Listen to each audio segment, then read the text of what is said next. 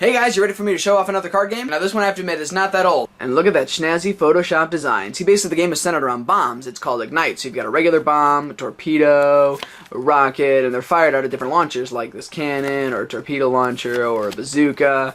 And there's the supplies, there's a wild card there, that's like an action card. Then you also collect fireworks, which do certain things if you equip them with bombs and rockets and things. And then there's a magma mine that counts as 2 bombs, glacier grenade, those count as 2 torpedoes, and thunder missile that counts as 2 rockets, and supply crate counts as 2 supplies. And these things fall into your deck, and they do like things you can't control, magnets and blitzers and things like that. Okay, see, it's basically set up like a video game puzzle, like Tetris, where there's blocks along the bottom, and then blocks come down, and gravity takes effect, and things fall, and so on and so forth. So you have to take a draw card.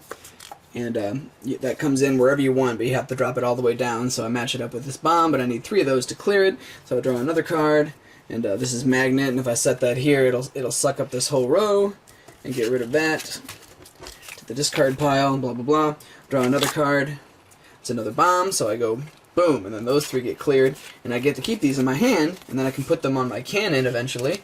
And once I have 3, I can launch those up here, and the goal of the game is to delete the sea, land, and air card. And so since that's a cannon, I destroy the land card. I get this as a prize, it falls into my grid, and now I just have sea and air left. And once I defeat those, I win. I know that one is too recent and sort of comedically lacking, but while I was looking for that card game, I found this set of cards, which I'm going to show you because they're hilarious. And these are really old, but I don't even think they're a card game. They're just a bunch of aliens drawn onto a piece of loose-leaf paper, and some of them are hilarious and hideous. There's a bird with abs. There's some weird thing with tubes coming out of it. That thing has a finger growing out of its butt. That's got a weird feathery shell. Oh, blah, that's original. There's a rabbit mixed with baraka, a dragon, a thing with an eye stalk, more dragons, insects, all sorts of disgusting things, centipedes. What is that? That thing is like the retarded cousin of the aliens. They also have names and descriptions in the back with little stats. And listen to this. Broadbrick is actually a lab experiment.